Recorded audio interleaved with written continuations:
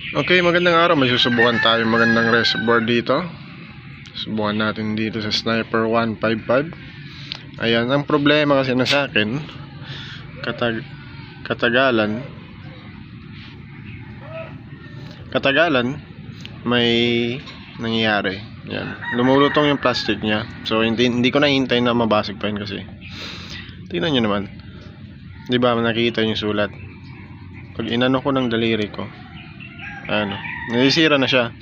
So nangyayari to kapag masyadong naarawan, tapos after 3 years, kasi 3 years na ang motor na to. Yan, susubukan lang natin to, hindi naman komplikadong bagay. Ayan, gamitin nyo dito .4 kasi ito nakalagay dito eh. Yan, tapos mas magandang .4 kasi mas mataas ang boiling point niya. So lagay muna natin. Ayan, so may signs of aging na ang brake fluid natin. So .4 pala to dati pa, no? Yan, kapag ganito ng kulay ng brake fluid nyo, maganda lang palitan. Kasi dito humihina na yung preno nyo eh, paunti-unti. Yan.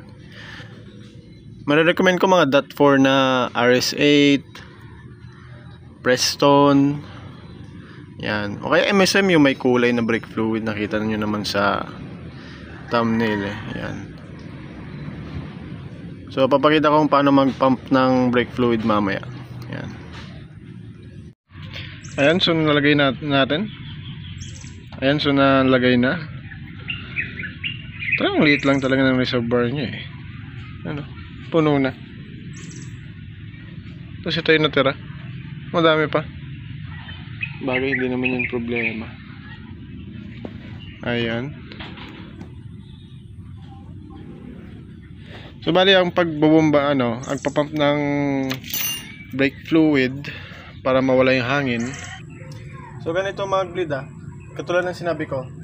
Press, bukas, magtutuluyan ng konti, tapos sarado mo ulit. Huwag mo bibitawan Press lang lagi. Open, tutulo siya ng konti. Close, then bitaw. Press, open, close, bitaw. Press, open, close, bitaw. Ganun lang. Press, yan, tutulo siya. Close, bitaw. Press, open, close, bitaw. O ganun lang hanggang sa mawala yung hangin. Ganun siya. Kapag nagkamali kayo kaya nalagyan ng something sa sa linya nyo, nakakatulong din na pinipitik nyo yung brake line. Yung pitik-pitikin yung mga brake line nya. Ganun lang. Kapag hindi nangyari yon, halimbawa parang walang nangyayari, i-stay nyo magdamag. Minsan kasi natatagalan yan umakyat eh, kasi yung brake line ng Sniper 155 may paalon-alon.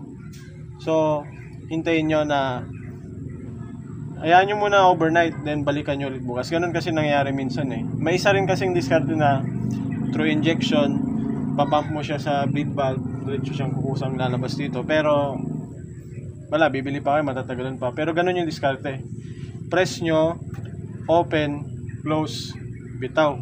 Ganun lang hanggang sa maging okay siya. Tapos wag nyo papabayaan na walang laman kasi mas lalala siya. So ganun lang diskarte. Kasi may sasabihin pa ako. Ayan.